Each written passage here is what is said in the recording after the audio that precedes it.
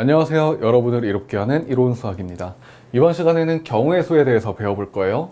첫 번째로 사건과 경우의 수, 즉 용어 정리를 한번 하고 들어갈 거고요. 그 다음에 두 번째로 합의 법칙, 곱의 법칙, 그 다음에 일렬로 세우는 경우의 수, 자연수의 개수, 대표를 뽑는 경우의 수, 그 다음에 예제 문제 풀면서 마무리할 건데, 여기 4번부터 6번까지는 유형이라고 생각하시면 돼요. 그래서 유형 분석을 선생님이 해주는구나 라고 생각하시면 될 것 같습니다. 자, 우선 용어 정리 먼저 할 거예요. 사건과 경우의 수에 대해서 용어 정리 먼저 할 건데, 시행이라는 거 먼저 살펴볼게요. 시행은 보시면 동일한 조건에서 반복할 수 있는 실험이나 관찰이라고 되어 있어요. 대표적인 시행의 예시로는 주사위를 한번 굴려보는 것, 그리고 동전을 한번 튕겨보는 것, 이런 것들이 있는데요. 이게 왜 수학적으로 시행이 되는 거냐면, 주사위를 한번 우리가 굴린다라고 생각을 해볼게요. 주사위에는 1부터 6까지의 눈이 있고요. 우리는 주사위를 굴린다라고 할 때 1부터 6까지의 눈 중에 어떤 눈이 나올지 몰라요. 즉 랜덤성이 있다라는 거죠. 그 다음에 주사위를 굴릴 때 1의 눈부터 6의 눈까지 중에 어떤 눈이 나올 확률이 더 높다거나 이렇지 않고 모두 다 균일한 확률을 갖고 있습니다.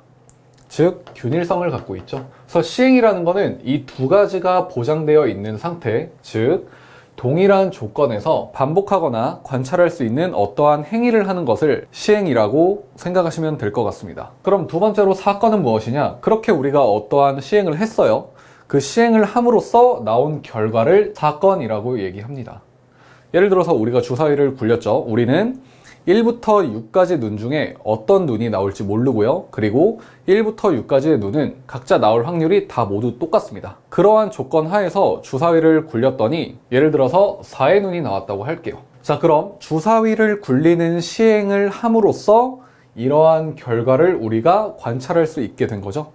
이때 그렇게 관찰한 결과를 사건이라고 얘기를 하고요. 이런 경우에는 어떤 식으로 얘기하냐면 4의 눈이 나온 사건이다, 이렇게 얘기를 할 수가 있게 됩니다. 세 번째 한번 살펴볼게요. 자, 여기 사건이 일어나는 모든 가지수라고 되어 있는데 이게 잘려 있네요. 선생님이 여기 따로 쓸게요. 이 경우의 수를 얘기를 하는 거고요. 이 경우의 수란 사건이 일어나는 모든 가지수이다, 이렇게 써져 있는 건데, 우리가 주사위를 한 번만 굴릴 수 있는 건 아니죠. 여기 보다시피 반복할 수 있는 실험이나 관찰이라고 되어 있습니다. 그럼 주사위를 한번 굴려서 4의 눈이 나왔다고 하더라도 그 다음에 또 굴려가지고 6의 눈이 나올 수도 있는 거고 5의 눈이 나올 수도 있는 거예요. 그렇게 해서 4의 눈이 나온 다음에 6의 눈이 나오고 5의 눈이 나왔다고 한번 해볼게요. 그럼 이 사건들은 각각 4의 눈이 나온 사건, 6의 눈이 나온 사건, 5의 눈이 나온 사건이 되는 거죠. 각각 한 가지의 사건이 되니까 총 우리는 세 가지의 사건을 지금 관찰한 셈이 되는 겁니다. 이때 이렇게 해서 나온 이 세 가지의 사건의 가지수를 경우의 수다 라고 얘기하게 되는 거죠. 이로써 용어 정리는 간단하게 해봤고요. 다음으로 넘어가 보도록 하겠습니다. 자, 첫 번째로 합의 법칙에 대해서 한번 살펴볼게요. 일단 읽어보겠습니다. 사건 A와 사건 B가 동시에 일어나지 않을 때 사건 A가 일어나는 경우의 수가 M이고 사건 B가 일어나는 경우의 수가 N이면 사건 A 또는 사건 B가 일어나는 경우의 수는 M 더하기 N으로 계산한다 라고 되어 있는데, 자, 이게 합의 법칙이 되는 거예요. 자, 그럼 어째서 이런 말이 나오게 되면은 이렇게 두 사건의 가지수를, 즉 경우의 수를 합해주게 되는지 선생님이 간단하게 예시를 한번 들어보도록 하겠습니다. 자, 우리가 서울에서 부산을 간다라고 해볼게요. 자, 서울에서 부산으로 가는 방법 중에 비행기로 가는 방법은 두 가지가 있고요. 기차로 가는 방법은 세 가지가 있다라고 한번 해보겠습니다. 자, 이때 비행기를 타고 가는 방법은 두 가지가 있고 기차를 타고 가는 방법은 세 가지가 있는데, 이걸 왜 더해주게 되는 거냐면, 자, 여기 읽어보시면 사건 A 또는 사건 B가 일어나는 경우의 수라는 거는, 또는 이라는 말은 수학적으로 어떤 의미를 갖냐면 사건 A와 사건 B를 각각 완료된 독립적인 사건으로 본다라는 얘기인 겁니다. 즉 비행기를 타는 두 가지 사건과 기차를 타는 세 가지 사건을 각각 독립된 사건들로 본다라는 얘기인 거죠. 그럼 우리한테는 선택할 수 있는 두 가지의 경우의 수와 세 가지의 경우의 수가 있고, 이들은 각각 연관이 없는 사건이고 우리는 이 중에서 한 가지만 뽑으면 되는 거예요.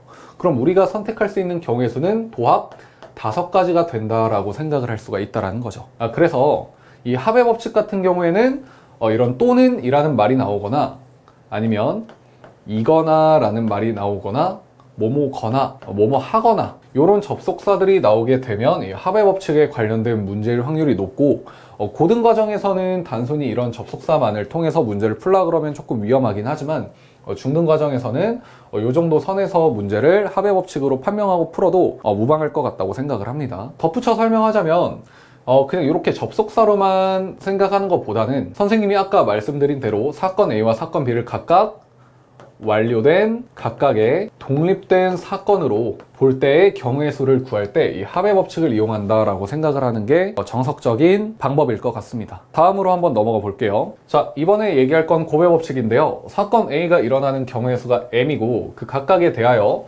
사건 B가 일어나는 경우의 수가 N이면 두 사건 A와 B가 동시에 일어나는 경우의 수는 M 곱하기 N으로 계산한다 라는 겁니다. 자, 이것도 학생들의 직관적인 이해를 돕기 위해서 예시를 하나 들어보도록 하겠습니다. 자, 우리가 A라는 지역에서 B라는 지역을 거쳐서 C라는 지역에 갈 거예요. 이때 A라는 지역에서 B라는 지역으로 갈 때는 두 가지의 경우가 있고 B에서 C로 갈 때는 이렇게 세 가지가 있다라고 한번 가정을 해보겠습니다. 자, 이때 A에서 B로 가는 경우의 수는 두 가지가 되는 거고 B에서 C로 가는 경우의 수는 세 가지가 되는 거예요. 그럼 우리가 먼저 여기 A에서 B로 갈 때 첫 번째 길을 통해서 C로 간다라고 한번 가정을 해볼게요. 그럼 첫 번째 길을 통해서 C로 가는 방법의 수가 세 가지가 되는 거고요. 그 다음에 여기 밑에 거 두 번째 길이라고 해볼게요. 두 번째 길을 통해서 B로 가고 그 다음에 B에서 C로 가는 경우의 수도 세 가지가 되는 거죠. 그래서 우리는 존재하는 모든 경우의 수를 세준 거고 3 더하기 3 해가지고 6이 이렇게 나오게 됩니다. 근데 지금 보면은 각각 이 3과 3은요, A에서 B로 가는 한 가지의 경우의 수에서 파생된 친구고요. 여기도 A에서 B로 가는 또 다른 한 가지의 경우의 수에서 파생된 그런 세 가지라고 볼 수 있겠습니다. 여기서 세 가지가 나오고 여기에서 세 가지가 나오게 되는 거죠.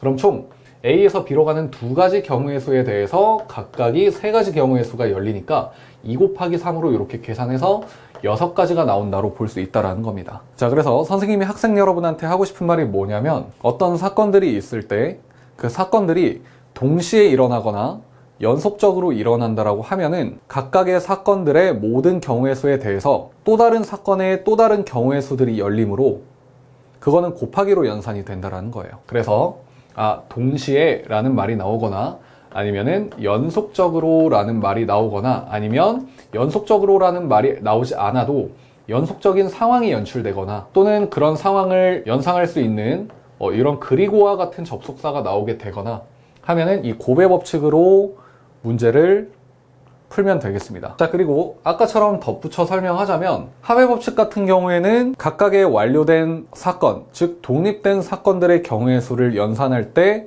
이용하는 연산 방법이었다면 이 고배 법칙 같은 경우에는 완료되지 않았다라는 거는 연속적인 성격을 띠고 있는 거죠.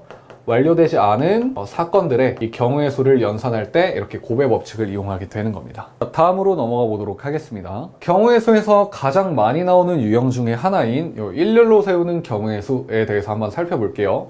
자, 일렬로 세우는 경우의 수 여러 가지가 있는데 사실 이거 세 가지를 독립적으로 나눠서 생각할 필요는 없어요. 그냥 한 가지 일반화된 내용을 토대로 문제 상황에 따라서 그때그때 적용하시면 될 것 같습니다. 선생님이 이렇게 예시를 한번 들어볼게요. 자, A, B, C, D, E 이렇게 5사람이 있다라고 한번 해볼게요. 이 5사람을 일렬로 세우는 경우의 수는 5사람을 일렬로 세울 거니까 5개의 자리가 있어야 되겠죠.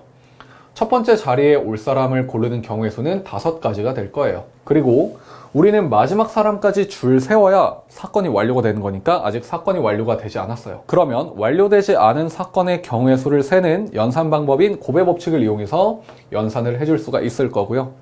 자, 5가지 경우 중에 한 사람이 여기 자리했을 거니까 그 다음 두 번째 자리에는 4가지의 경우의 수로 사람 한 명이 앉을 수가 있을 겁니다. 자, 그 다음에 또 사건이 끝나지 않았으니까 연산 기호는 곱하기고요. 그 다음에 3가지의 경우의 수, 3사람이 남았으니까 우리가 고를 수 있는, 뽑아서 여기 앉힐 수 있는 사람도 3가지가 되겠죠. 자, 그 다음에 곱하기 2, 곱하기 1 하면서 5명의 사람이 모두 자리에 안착하게 될 겁니다. 가끔 가다가 여기 사람이 5명, 4명, 3명, 2명, 1명 앉은 거 아니냐고 오해하는 학생들이 있는데 실제로 사람이 5명이 앉았다는 게 아니고요. 첫 번째 자리에 앉힐 수 있는 사람의 가지수가 이 자리를 선택할 때 5가지였다는 거예요. 그 다음에 여기 한 명이 앉았을 거니까 두 번째에는 네 가지 경우가 나왔다는 거고 그렇게 쪼로록 앉혔다는 얘기가 되는 겁니다. 자, 그럼 이렇게 한번 생각해 볼게요. 두 자리가 한번 있다라고 해보겠습니다. 그럼 5사람 중에 첫 번째 자리에 앉을 수 있는 경우의 수는 5가지가 나오겠죠. 아무도 아직 안 앉았으니까요. 자, 그 다음에 사건이 끝나지 않았으니까 이렇게 곱하기로 연산 기호가 들어갈 거고 여기 앉을 수 있는 사람은 여기 한 명 앉았을 거니까 나머지 4명 중에 한 명 골라서 4가지 경우의 수가 될 거예요. 그래서 5명 중에 2명을 뽑아서 일렬로 세우는 경우의 수는 20이 되겠죠. 자, 이런 식으로 우리가 문제 상황에 따라서 주어진 인원수부터 한 명씩 줄여나가면서 곱셈을 하면 되는 게 이 일렬로 세우는 경우의 수가 되겠습니다. 그 다음에 이 일렬로 세우는 경우의 수를 응용해가지고 나오는 유형이 있는데 이 이웃하게 세우는 이 경우의 수 요거에 대해서 한번 살펴볼게요. 아까와 마찬가지로 A, B, C, D 사람 5명이 있다라고 한번 해보겠습니다. 자, 이때 D하고 E가 이웃해야 된대요. 반드시. 그러니까 얘네는 이렇게 같이 다녀야 되는 거예요. 무조건. 자, 그래서 선생님이 이렇게 묶어가지고 표현을 했고요.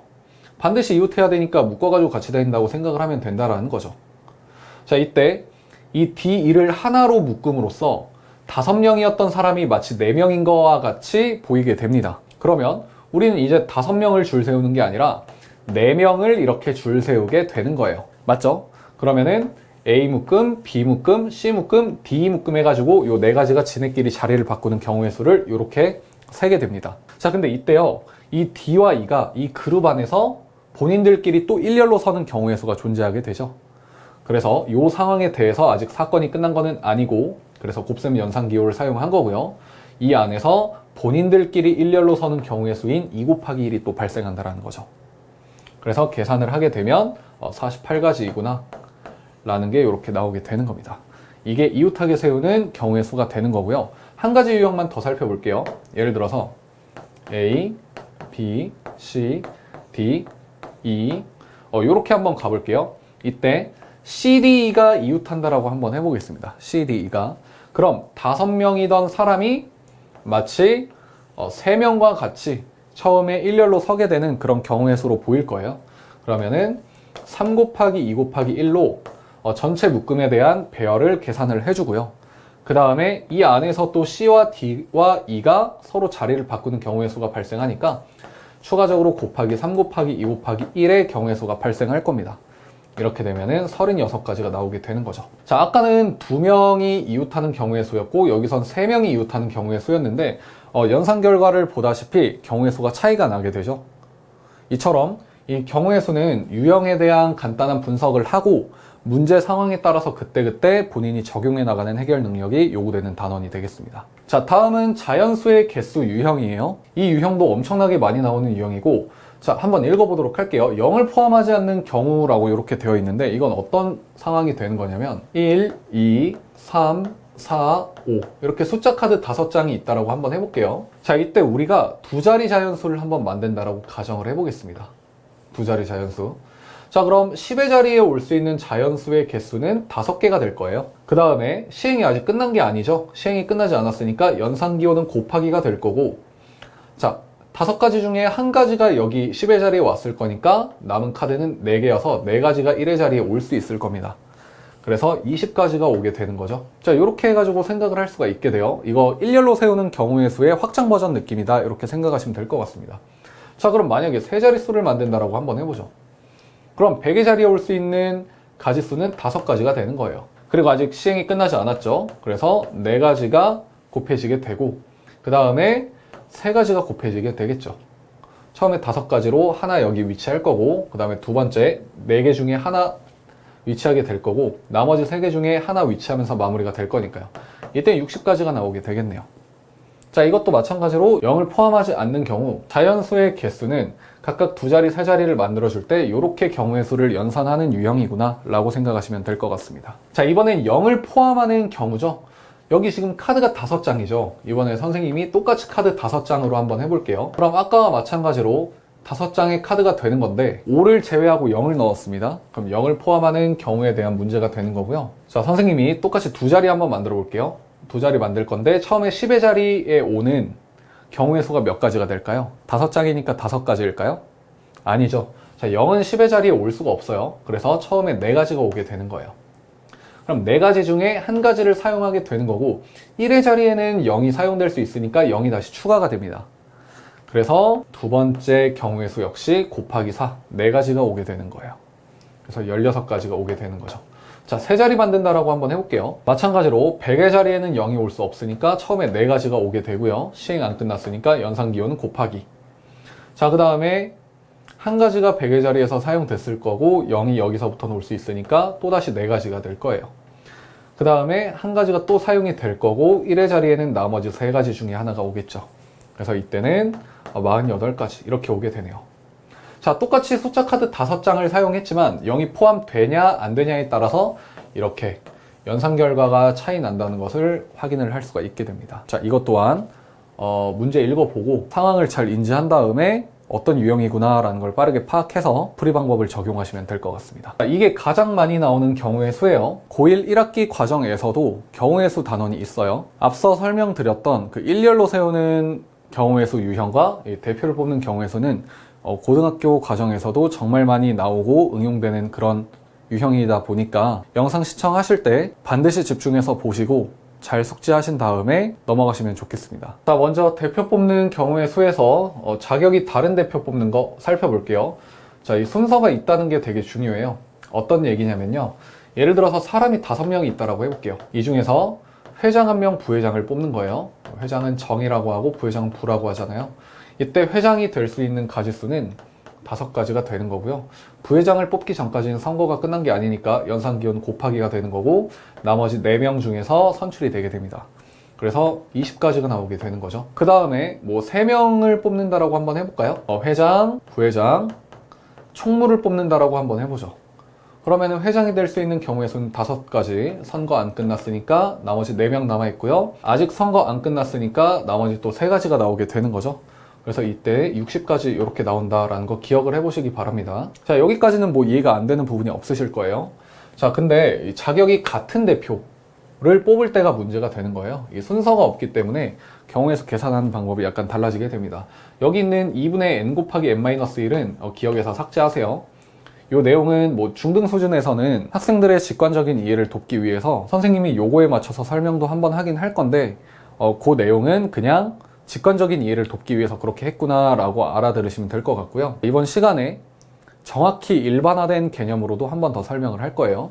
자, 한번 읽어보도록 하겠습니다. 똑같이 A, B, C, D 5명이 있다라고 할게요. 이 중에서 이번에는 대표를 그냥 2명을 뽑는 거예요. 자, 이 둘은 차이가 없어요. 그냥 동일하게 대표의 지위를 갖고 있는 그런 자리에 뽑히는 거고요. 첫 번째, 대표할 사람 나와보세요 하면은 5가지 경우의 수로 사람들이 나올 수가 있을 겁니다. 그 다음에 첫 번째로 한 사람이 뽑히게 되면 나머지 4명 중에 또 1명이 선출이 되겠죠. 자, 그래서 20가지네요 라고 하는 순간 틀리게 되는 거예요. 왜 그러냐면, 자, 여기서는요, 이 회장과 부회장이 나눠져 있어요. 즉, 자격이 다르다라는 거예요. 예를 들어 회장이 A가 되고 부회장이 B가 되는 상황과 회장이 B가 되고 부회장이 A가 되는 상황은 엄연히 다르기 때문에 여기 있는 5 곱하기 4 안에 이 B와 A를 일렬로 세우는 경우의 수가 모조리 들어가게 돼서 20가지가 나오게 되는 거예요. 근데 여기는 지금 보시면 자격이 서로 똑같기 때문에 A와 B가 대표가 되나 B와 A가 대표가 되나 서로 똑같다라는 겁니다. 그러면 이런 상황이 C와 D에서도 될 거고요. D와 C에 대해서도 될 거고 A와 뭐 E에 대해서도 될 거고 E와 A에 대해서도 되겠죠. 이렇게 지금 2개씩 중복이 된다는 게 확인 가능해요. 그래서 이렇게 5 곱하기 4를 하고 나서 마지막에 나누기 2가 들어가게 돼가지고 이때는 10가지의 경우의 수가 나오게 되는 거예요. 자, 이제 이런 방식으로 중학교 때는 배우게 되는데, 자, 이제 우리는 고등학교 가서도 원활하게 수업을 잘 듣고 적응할 수 있기 위해서 선생님이 조금 더 확장시켜서 일반화를 시켜드리자면 정확히는 여기 나누기 2가 들어가는 게 아니라 나누기 2 곱하기 1이 들어가야 되는 겁니다. 선생님, 나누기 2나 나누기 2 곱하기 1이나 연산 결과가 같은 거 아닌가요? 맞아요. 연산 결과는 같지만 원리가 달라요. 그래서 상황이 달라지면 내용이 달라지게 됩니다. 예를 들어서 이것처럼 세 자리를 뽑는다라고 한번 해볼게요. 이번에 자, 세 자리를 뽑게 되면 A, B, C, D 이 중에 세 자리를 뽑게 되면 다 대표라고 할게요. 동일한 자격이고요.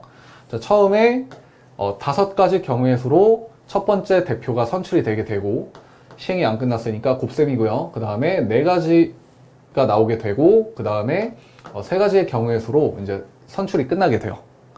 이때 여기서 나누기 3이냐? 그게 아니라는 겁니다. 정확히는 나누기 3 곱하기 2 곱하기 1이 돼요. 자, 이게 왜 이렇게 되는 거냐면요. A, B, C가 대표가 되나, A, C, B가 대표가 되나, C, B, A가 대표가 되나, 동일하죠. 자격이 모두 같으니까요. 구분이 안 된다라는 얘기예요. 자, 근데 지금 여기 가만 보시면요. 자, 우리가 이렇게 나열하고 있는 이 경우의 수는 A, B, C라는 세 사람을 마치 일렬로 세우는 그런 경우의 수와 똑같다라고 판명이 돼요. 실제로 계산 결과도 똑같게 되고 원리도 똑같습니다. 그래서 우리가 이 5 곱하기 4 곱하기 3이라는 연산을 할 적에 A, B, C가 일렬로 서는 경우의 수가 이 안에 들어가 있는데 이 세 자리는 자격이 같은 대표 자리이므로 이렇게 구분이 되어 가지고 경우의 수가 세워지면 안 된다라는 거예요. 그래서 A, B, C가 일렬로 서는 경우의 수가 곱해지면서 이 안에 개수로 들어가 있기 때문에 5명 중에 3명을 일렬로 세우는 경우의 수를 먼저 계산을 해주고요. 그 안에 3명이 일렬로 서는 것만큼 중복된 경우의 수가 존재하기 때문에 그 중복을 해제하는 과정을 위해서 별도의 연산이 필요했던 거고, 그 별도의 연산이 들어가기 위해서는 어떤 상황이 중복되는지를 우리는 살펴봤어야 되는 겁니다. 근데 어떤 상황이 중복되는지를 살펴봤더니 이 세 사람이 마치 일렬로 서는 경우의 수가 중복이 되더라. 그만큼이 중복이 되고, 어떤 연산을 하면서 중복이 되는지를 살펴봤더니 곱셈을 하면서 연산이 되니까 그 경우의 수만큼을 나눠주면서 중복을 해제하는 그런 계산식이 되더라 라는 겁니다. 자, 그래서 대표 3명을 뽑게 되면은 필연적으로 이렇게 3명이 일렬로 서는 경우의 수가 중복이 되는 거고, 결국에는 그 일렬로 서는 경우의 수만큼 나눠가지고 중복을 해제해서 경우의 수를 구해줘야 된다는 겁니다. 자, 이 내용 조금 이해가 안 되실 수 있는데 영상 계속 되돌려 보면서 이해될 때까지 설명을 되새기고 해야 돼요. 이 내용이 이해가 되지 않으면 고등학교 때는 물론이고 중학교 시험 때도 막히게 돼요. 그래서 반드시 이 개념이 진심으로 와닿을 때까지 영상 리플레이 하면서 익히시기 바랍니다. 다음으로 넘어갈게요. 자, 유형 다 살펴봤고 이제 문제 한번 풀어봐야 되겠죠. 첫 번째 문제. 동전 2개와 주사위 2개를 동시에 던질 때 일어날 수 있는 모든 경우의 수를 구하세요. 자, 지금 우리 손에는 동전과 주사위가 들려있는 거예요. 그 4개를 동시에 이렇게 던진다라고 생각을 해볼게요.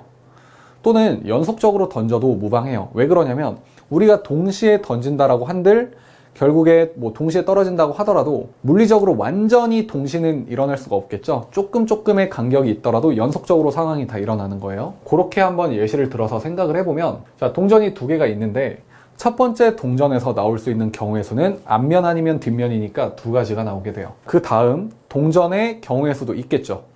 그래서 시행이 끝난 게 아니기 때문에 일단 연산 법칙은 곱셈이 들어가게 되는 거고요. 두 번째 동전도 앞면과 뒷면이 나온다라는 2가지 경우의 수가 있으니까 곱하기 2가 되게 돼요. 그 다음에 주사위까지 다 떨어져야 끝나는 거죠. 주사위 같은 경우에는 6가지의 경우의 수가 있잖아요. 그래서 곱하기 6이 되게 되는 거고요. 마지막 주사위가 하나가 남아있죠. 그래서 여기도 곱하기 6이 되게 돼서 결론적으로는 2 곱하기 2 곱하기 6 곱하기 6이 되게 되는 거예요. 결과는 144가 나오게 됩니다. 경우의 수 단원의 특징이 뭐냐면 이 식은 되게 간단하게 나와요. 생각보다. 이 정도의 곱셈을 못하는 중학교 2학년은 없잖아요. 근데 왜 이 식이 나오는지를 본인이 진정으로 알고 식을 작성하는 학생은 드물다라는 거예요. 그래서 반드시 원리적으로 이해가 될 때까지 왜 이 곱하기 2 곱하기 6 곱하기 6이 나오는지 온몸으로 깨달을 만큼 이해가 될 때까지 생각해보시고 복습해보시고 문제 하나하나 풀어 나가시는 게 정말 중요합니다. 자, 다음으로 넘어가 볼게요. 자, A에서 C로 가는 경우의 수예요. 경우의 수 단원에서 응용되기 시작하는 시점이 이 케이스를 분리해야 될 때예요. 이게 무슨 말이냐면 선생님이 문제 풀이하면서 설명을 한번 해주도록 해볼게요. 세 지점 A, B, C 사이에 그림과 같이 길이 있을 때 A에서 C로 가는 모든 경우의 수를 구하여라. 자, 지금 보시면 A에서 B를 거쳐 C로 가는 경우가 있고요. A에서 C로 다이렉트로 가는 경우가 있어요. 그럼 여기서 벌써 케이스가 분리되는 거예요. 왜냐하면 A에서 B를 거쳐 C를 가는 상황과 A에서 C로 한 번에 가는 상황은 동시에 일어날 수 없는 상황이기 때문에 그래요. 그럼 각각의 독립된 사건으로 봐야 된다는 거고, 이 둘은 케이스가 여기서 분리가 되면서 나중에 합의 법칙으로서 연산이 될 겁니다. 자, 그리고 그렇게 케이스를 분리를 했다면 이 분리된 케이스에 대해서는 세부적인 연산이 또 들어가야 되는 거예요. 그리고 나서 마지막에 합쳐주게 되는 거죠. 학생 여러분에게 상황을 대략적으로 다 설명을 했고요. 이제 세부적으로 문제 한번 풀이해 보도록 하겠습니다. 자, 첫 번째 케이스는 A에서 B를 거쳐 C까지 가는 그런 경우의 수예요. 지금 보다시피 A에서 B로 가는 경우의 수는 4가지가 되는 거고요. 시행이 아직 안 끝났으니까 곱셈이죠. B에서 C로 가는 경우의 수는 3가지가 돼가지고 이 경우는 총 12가지의 경우가 나오게 돼요. 그리고 두 번째 케이스, A에서 C로 다이렉트로 가는 이 경우의 수는 지금 학생 여러분도 보다시피 한 가지밖에 없는 게 되는 거죠. 이때 12와 1은 곱하는 게 아니에요. 왜냐하면 1번 케이스와 2번 케이스는 동시에 일어날 수가 없는 독립된 사건이기 때문에 마지막에 이 둘을 더해가지고 연산을 해줘야 된다는 거죠. 그래서 정답은 13가지 경우의 수가 나오게 됩니다. 이 문제 또한 이해가 안 되면 다시 돌려보면서 익히셔야 돼요. 다음으로 넘어가겠습니다. 두 자리 정수 만들기 0, 1, 2, 3, 4, 0이 포함되어 있어요. 숫자가 적힌 5장의 카드 중 2장을 뽑아 두 자리 정수를 만들 때 24 이상인 경우의 수를 구하여라. 자, 24 이상이네요. 그냥 문제를 쉽게 내주지 않았네요. 이 제한 조건이 걸려있죠. 자, 그래서 두 가지 풀이 방법으로 한번 풀어볼 거예요. 첫 번째는 정석적인 방법이고, 두 번째는 조금 더 이 상황 자체를 응용해가지고 생각해서 풀어내는 방법으로 해보겠습니다. 항상 정석적인 풀이가 우선이라는 거 생각하시면 좋을 것 같습니다. 먼저 정석적인 풀이부터 진행해 보도록 할게요. 자, 케이스 분리를 먼저 해줘야 돼요. 자, 이런 식으로 분리가 될 거고, 24 이상이 되어야 되니까 숫자 카드 2가 맨 앞에 이렇게 왔다라고 한번 가정을 해볼게요. 그럼 여기는 4밖에 올 수가 없겠죠? 그러면 한 가지의 경우의 수만 올 수가 있게 돼요. 10의 자리 2가 왔을 때는. 자, 그 다음에 숫자 카드 3이 여기 왔다라고 가정을 해보겠습니다. 10의 자리에 3이 들어오게 되는 순간 1의 자리에 어떤 수가 오던 간에 24 이상이죠? 그래서 이때는 숫자 카드 0, 1, 2, 4 이렇게 4가지가 올 수가 있는 거죠. 그래서 이 경우에는 4가지가 이렇게 발생하게 된다 라고 생각하시면 되는 거고요. 10의 자리에 4가 온다고 하더라도 마찬가지죠. 그래서 이때도 4가지가 온다라고 이렇게 보시면 될 것 같네요. 그래서 도합 9가지이구나 라고 이렇게 보시면 될 것 같고요. 자, 이제 조금 응용해가지고 생각하고 푸는 걸로 한번 풀어볼게요. 자, 일단은 이것도 케이스가 나눠지긴 해요. 자, 첫 번째 경우의 수는 2하고 4 이렇게 왔을 때 이 한 가지가 이렇게 나오게 되는 거고요. 자, 두 번째 케이스는요, 이 3하고 4를 굳이 구분을 안 해주는 거예요. 왜냐면 어차피 여기 3이 오건 4가 오건 간에 그 두 가지 경우에 대해서는 1의 자리에 뭐가 오든 간에 상관이 없잖아요. 그럼 여기에 경우의 수 2가지를 써줍니다. 그리고 거기에 대해서 숫자 카드 남은 게 4가지니까 이렇게 써가지고 2 곱하기 4에서 8가지로 이렇게 두 번째 케이스로 하나로 묶어가지고 이렇게 계산해주는 방법이 있다라는 거죠. 그래서 이때도 마찬가지로 이렇게 도합 9가지가 나오게 된다 라는 거 확인 가능하죠. 자, 지금 보시면 선생님 이거 뭐 케이스 하나 차이인데 이거 뭐 굳이 구분해가지고 해야 되나요? 라고 생각하실 수도 있겠지만 이 숫자 카드가 5장이 아니라 뭐 6장, 7장, 8장, 9장까지 늘어나게 되면은 이렇게 동일한 경우가 발생할 거를 빨리 인지를 하고 일일이 다 나열해가지고 마지막에 더해주는 게 아니라 이렇게 곱의 법칙을 응용해가지고 풀어나가는 능력도 필요하다라고 생각을 해서 이 풀이도 선생님이 강의한다는 점 알아주셨으면 좋겠습니다. 자, 4번 문제 한번 볼게요. 자기 가방을 든 학생이 없는 경우 4명의 학생이 가방을 모아놓고 농구를 한 후 무심코 가방을 들었을 때 본인의 가방을 든 학생이 한 명도 없는 그런 경우의 수를 구해달라는 문제가 되는 거예요. 이 문제도 응용 문제에서 많이 나오게 되는데 이렇게 한번 생각해보죠. 학생 A, B, C, D가 있다라고 한번 해볼게요. 이때 이들의 가방을 소문자로 이렇게 나타내 볼게요. 스몰 A, 스몰 B, 스몰 C, 스몰 D 이렇게 해볼게요. 자, 이때 자기 가방을 들면 안 되는 거니까 A는 A를 들면 안 되고 B는 B를 들면 안 되고 C는 C를 들면 안 되고 D는 D를 들면 안 되는 거죠. 이때 선생님은 이 문제를 어떻게 지도를 하냐면 한 칸씩 미룬다라고 한번 생각을 해볼게요. 한 칸씩 미루게 되면 자, 이렇게 써가지고 한번 보여주도록 하겠습니다. 한 칸씩 미루면 B, C, D, A 이렇게 나오게 되는 거죠. 자, 이렇게 되면 이 경우에 대해서는 A, B, C, D 학생이 본인의 가방을 들 수가 없게 되는 거예요. 자, 그리고 이 상황에서 상황을 조금 바꿔볼게요. 여기에 만약에 A가 오고 여기에 D가 오고 여기에 C가 온다고 할지라도 서로의 가방을 드는 상황이 안 나오게 돼요. 자, 그리고 여기에 D가 오고 여기에 A가 오고 여기에 C가 온다라고 할지라도 더 이상 상황이 나오지 않게 되는 거고요. 여기에 D가 오고 여기에 A가 오고 여기에 C가 온다라고 할지라도 이들이 본인의 가방을 드는 일은 없게 돼요. 그리고 여기서 더 추가적으로 발생하는 경우의 수는 없으므로 A 학생이 B 가방을 들었을 때에 대해서는 이 세 가지 경우가 오는구나 라고 첫 번째 케이스가 나오게 되는 거예요. 그 다음 케이스도 한번 보도록 할게요. 자, 한 칸을 더 밀어요. 한 칸을 더 밀어서 C, D, A, B. 자, 이렇게 놓고 푸는 거예요. 그때 D하고 A의 자리를 바꿔준다라고 한들 본인의 가방을 드는 일은 없어요. 그리고 이 상황에 A하고 B의 자리를 바꿔가지고 D, B, A 이렇게 바꾼다라고 한들 이 역시 본인의 가방을 드는 상황이 아니고요. 여기서도 추가적인 상황이 발생하지 않아요. 그래서 여기서도 세 가지가 나오는구나 라고 이렇게 생각을 하시면 되겠죠. 자, 그 다음에 마지막 상황.